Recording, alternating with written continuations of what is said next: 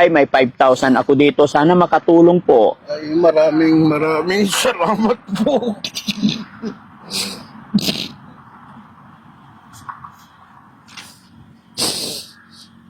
Yes. Ito ang pagpagamot ko po. Opo. Anong pangalan na asawa niyo, Nay? Rogelio Bernadette. Tatay Rogelio. Ayan. Ay, ba't nakahawak sa lubid? Si tatay. Stroke po. Ay, stroke na. Tay, magandang hapon. Upo kayo, tay. Kumusta kayo? Ganito rin po, na-stroke po. Ah, na-stroke na. May bahay sa gitna ng bukid o mag-isa lang siya, wala siyang katabi.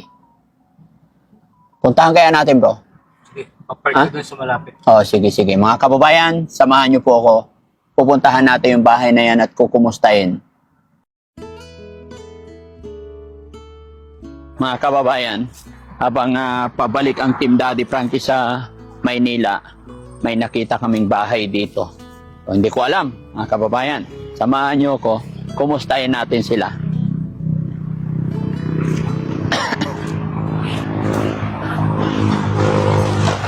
Pero alam ko mga kababayan, mga parting Ilocano pa to. Kaya mapapalaban na naman si Daddy Frankie.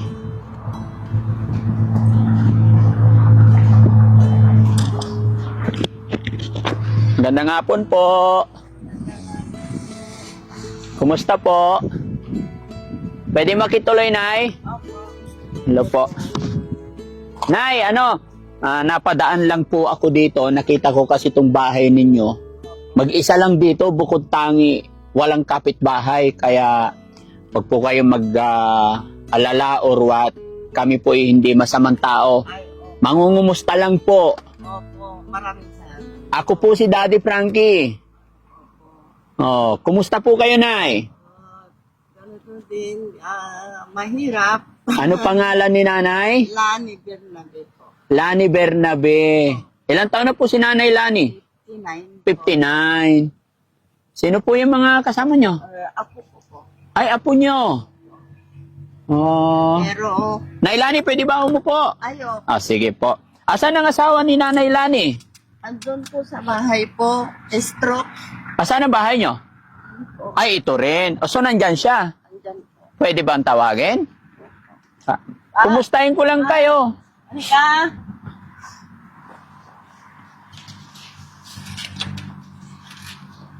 Anong pangalan na asawa nyo, Nay? Rogelio Bernadette. Tatay Rogelio. Ayan.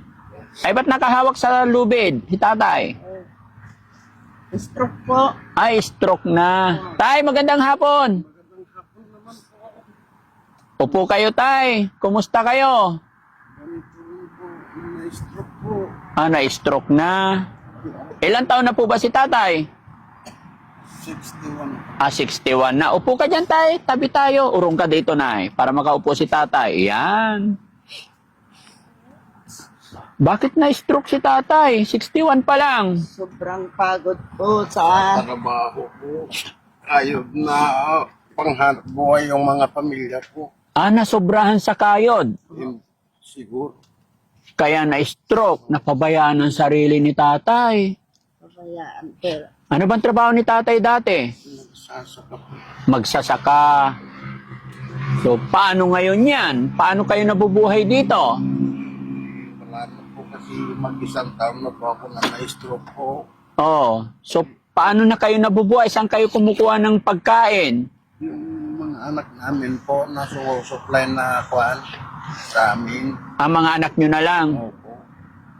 Kahit kung kayo, kung anong mahanap buhay, yun lang ang iatid namin na para sa amin. Ganun lang po. Ay, itong mga bata, asan ang nanay nila? Andun po sa kabila, nagtatrabaho ko sa kantin kasi hanap buhay talaga po kasi kawawa naman kami. Bakit, tay? Ba't umiiyak si tatay? Kasi mahirap lang talaga kami po. Kung walang tumulong sa amin, hindi kami na po kakain. Oh. Bakit? Eh, may mga anak naman. Opo, yung mga anak ko po ang nagsusupply sa amin. Opo. Kung walang makayod, mahanap buhay. Ha? Maaari. Kaya napapaiyak si tatay kasi sinusuportahan na lang daw ng anak. Pag walang ibigay ang anak, wala nang makain. Opo. Ang totoo po yung sinasabi ko. Oh. Si nanay naman. Nay, kumusta naman si nanay? Ba't ang tahimik ni nanay? Po, malungkot po. Bakit po? Yung isang mata po, kauopera lang. Ano operahan? Ano yung katarata? Opo. O ngayon, nakakita naman nanay. Opo, yung isa hindi pa. Ay, yung isa hindi na nakakita yan. Kaya pala may salamin si nanay. Opo. Ilan po ba anak ni nanay? 3 po. 3 sila magkakapatid. Opo. Anong trabaho ng mga anak niyo na 3? Makisasaka po. Magsasaka lahat? Ano yun? Puro palayan yata dito. Opo. Tapos may ilog-ilog dyan. May isda rin ba dyan? Mayroong konti po. Kanino po yan? Hindi sa inyo po? Hindi po yung may-ari po. Binabantayan lang. Binabantayan nyo lang. So, itong lupa kinatirikan ng bahay ninyo, kanino po? Kay May dun sa taga Maynila po. Hindi rin sa inyo. Parang kayo lang ang caretaker dito. Opo. Ganun. Napakahirap ang buhay nila dito mga kababayan. Buti na lang napadaan ng Team Daddy Frankie. Maraming salamat po. Napadaan po kayo. Magkikita yun naman ang kalagayan namin. Opo. Namasyal lang kami, tay. Nangumusta lang po kami. Hindi ko na paano naman meron naman napasyal na napadpad dito. Kagaya nyo na tumingin yung kalagayan namin. Maraming salamat po. Opo. Nagtaka lang ako kasi bakit mag-isa lang na bahay nandito sa gitna. Opo. Kaya sabi ko, kumustahin ko kaya yung mga tao nakatira dyan. Opo. Ang problema na kalungkot, ganito yung sitwasyon pala na madadaanan namin. Kami po yung mga charity vlogger, tumutulong sa mga senior, sa mga lolo't lola. Problema ko na ay naubusan na kami ng bigas. Wala nang bigas? Wala na. Sige na, ganito na lang.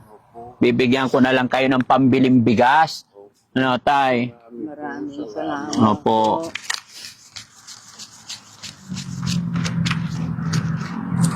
Dito. Tay, may tanong po ako, tay.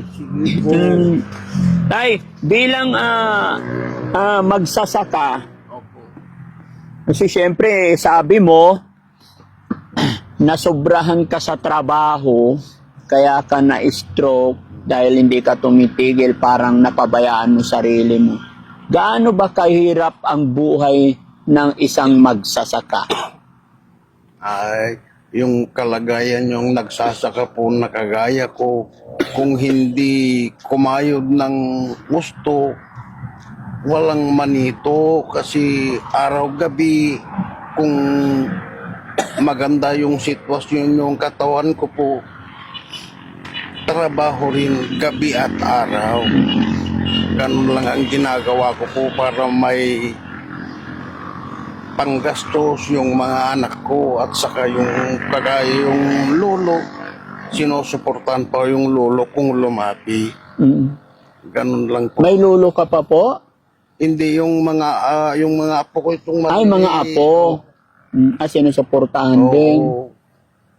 Siyempre, no, yung lumapit yung mga apo, humingi ng kunting pera, kung meron, bigyan, kung wala, pasensya po kayo, kako naman sa kanila. Paano ngayon yan, Lo? Nagkasakit ka na, hindi ka na mga pagtrabaho. Yun lang po, yun ang problema ko po. Wala akong hanap buhay, ganito lang nakaupo. Ang problema ko po, wala pa akong pagpagamot yung katawan ko, yun lang ang problema ko po. Pinapanalangin ko sa Panginoon na meron naman lumapit sa amin na maawa, na magbigay ng pagpagamot sa amin. Mm. Yun lang pinaparalagi ko ang Panginoon. Opo. Si misis ko po, na subukan niya na 3 buwan na hindi nakakita ng liwanag. Mm. Sa awa ng Panginoon, pinaopera ko naman, yun makakita rin sa makakitang kunti ng liwanag. Opo. Maraming salamat po na napadpad kayo rito sa amin. Nakita niyo ang kalagayan namin. Maraming salamat po. Ang mga anak nyo, tay, na 3, nagtatrabaho lahat. Opo. Puro may asawa na rin. Oo. Mabuti tayo, yung anak mong 3, kahit papano, hindi kayo napapabayaan, tinutulungan kayo. Kung talaga totoo yun po, kung meron naman konting mahanap buhay, siyempre, hati-hatiin naman yung nahanap buhay para meron kaming pagkain na lahat. Sa awa ng Diyos po. Salamat tayo sa Panginoon, Oo. tay, kasi yung mga anak mo, mababait. Opo. Kahit na may mga asawa na sila, hindi pa rin kayo nakakalimutan, kaya mapalad pa rin kayo kasi may anak kayo mabait, kaya thank you Lord. Opo. Kasi hindi po lahat ng anak, minsan kasi pag nagkapamilya na, parang nakakalimutan na nila yung kanilang mga magulang. Opo. Di ba? Kaya pasalamat kayo. So, nay, tay, Opo. may video po ako dyan. Opo. I-upload namin to sa Facebook o kaya sa YouTube. Opo. Mapapanood ng mga mababait mong anak. Opo. Ano ang mensahe mo doon sa 3 mong anak, tay? Ang mensahe ko yung mga 3 po kong anak, mabait sila at saka kung anong hanap buhay nila, binibigyan po kami. Maraming salamat po sa iyo, mga anak ko. Yun lang. Yun lang. Nakakaawa ang kalagayan ni tatay, mga kababayan. So, tay, nandito po ako gaya na aking sinabi. Opo. Pagpasensyaan nyo na po itong nakayanan ko. Opo. Malay nyo po, sunod na daan ko, mapagbigay ako ng bigas. Kasi yung bigas na kinarga ko sa aking van na 10 sako is na ipamigay ko na sa mga nadaanan ko. Pero ito tay, may 5,000 ako dito. Sana makatulong po. Ay, maraming salamat po.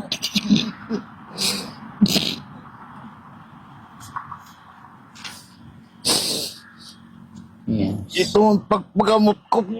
Opo. Magpa-therapy ko. Ay, salamat po tay. Magpa-therapy at bukod sa pagpapatherapy, wag po tayong mawala ng pag-asa. Opo. Lagi po tayong manalangin sa ating Panginoong Diyos. Napakalaking maitutulong Oo. yung araw-araw tayo manalangin, araw-araw, oras-oras tayo tumawag kay God. Opo. Napakalaking tulong po niyan sa atin ang pagtawag natin kay God. Ano po? Opo. Dahil walang imposible kay God. Makapagpa-therapy ka Oo. at sana manumbalik pa ang iyong lakas para Sa awa mapagtrabaho. ng Diyos, mapagpa-therapy na ako, boss. Mm-mm. Maraming salamat po. Opo. Walang boss tay, ako lang po si Daddy Frankie, Oo. no? Ako po ay napadpad dito, maaaring kalugod po ng Panginoon yan. Oo. Kaya maging ako man po, ay nagpapasalamat ng sobra-sobra sa ating Oo. Panginoon dahil isa ako na ginagamit ng Panginoon para makapunta sa mga kababayan natin na hindi pinalad sa buhay. Kaya salamat talaga, Panginoon. Salamat po at binigyan mo kami ng kalakasan araw-araw at inilalayo mo kami sa anumang mga kapahamakan Opo. para mas mapuntahan pa namin ang mga kababayan natin. Kaya thank you, Lord. Purihin natin ang Panginoon, mga kababayan, dahil biruin nyo po, sa pagbabiyahe lang ay natanaw namin ang bahay na ito ay higit pa lang nangailangan ng tulong. Kaya tay, maraming salamat po. Salamat po. Tay, i-upload namin to. Meron akong followers na 3 million. Anong mensahe mo sa kanila? Dahil syempre, marami mga panood at alam ko marami rin tayong mga kababayan na mabubuting kalooban. Ano ang mensahe mo? Baka matulungan ka rin nila. Opo. maraming salamat po. Napadaan dito yung mga kapatid. Sa awa ng Diyos, napadpad sila rito. Maraming salamat po sa magbigay ng tulong at pagpagamot ko. Maraming salamat po at sa awa ng Diyos, masweltehan ko na tulong para masaya ang pagpagamot ko. Gagaling na ako sa awa ng Diyos. Marami pong salamat. Amen. Ayan, salamat po. Ayan, kaya salamat din po sa inyong lahat mga kababayan. Lahat po na nandyan, nakasuporta kay Daddy Frankie. Salamat po sa inyo. Sa lahat ng nandyan sa premiere, hindi ko na kayo maisa-isa. Basta salamat po sa inyo. Isa kayo sa dahilan kung bakit nakakatulong si Daddy Frankie. Dahil nandyan kayo laging nakasuporta. Na? Si Nanay naman. Nay! Ano po masasabi ni Nanay at nakatanggap kayo ng blessing, biyaya sa araw na ito? Maraming salamat po. Nakatanggap kami ng blessing. Maraming salamat po. Inaasahan mo ba tayo na Nay na may matatanggap kayong biyaya sa araw na ito? Opo. Bakit po? Lord, si Panginoon po. Because of our God. Ayan. Thank you Lord talaga. Sige tayo Nay, kami po hindi na magtatagal kasi may biyahe po kami, napadaan lang talaga kami, no? Ingat po sa Sa awa pag-uwi. ng Diyos, ingat tayong pare-pareho, lalong yung pagbiyahe mga kapatid. Ingat po kayo. Opo. Marami kayong matutulungan na kagaya ko. Opo. Kaya namin, maraming salamat po. Mag-ingat po kayo. Sa pag-uwi. Ayan, mga kababayan, mga kabarangay, no? Noong una po, mga kababayan, nung bago-bago pa lang po ako magcha-charity, hindi po ako nananawagan basta-basta sa mga kababayan natin. Pero ngayon, mga kababayan, after 3 years more na aking pagcha-charity, akala ko kasi noon, kaya ko po talaga. Pero ngayon, mga kababayan, habang parami na ng parami ang nakikita kong mga kababayan natin na ganito ang sitwasyon, may mga time din po na nagkukulang na rin ang aking budget. Kaya mga kababayan, si Daddy Frankie po ay kumakatok sa inyong puso sa mga kababayan natin, may labis o may kaunting sobra. Bukas po ang pintuan para sa mga donation or anuman. Mag-message lang po kayo sa Facebook page ng Daddy Frankie Official para may maipaabot pa tayo at mas makatulong pa tayo sa ating mga kababayan. Muli po mga kababayan, si Daddy Frankie magpapaalala rin po sa inyo dahil marami pong gumagamit ng pangalan ko, maraming mga fake account. Mag-iingat po kayo, wag po sana kayo magpapaloko. Kung may mga magme-message sa inyo or tatawag sa inyo, hihingi ng tulong, ay gawin nyo po, maaari lang, i-video call ninyo po para makita nyo kung si Daddy Frankie nga po ba ang nagme-message or tumatawag sa inyo. Muli po, Daddy Frankie, I love you all and God bless po. Bye-bye. Nay, bye-bye po tayo. Bye-bye. Maraming salamat po Maraming salamat po. sa tulong nyo. Opo. Salamat tayo, Nay. Daddy Frankie po. Daddy, Oh, wag niyong kakalimutan. Salamat po. salamat po. Okay. Maraming salamat.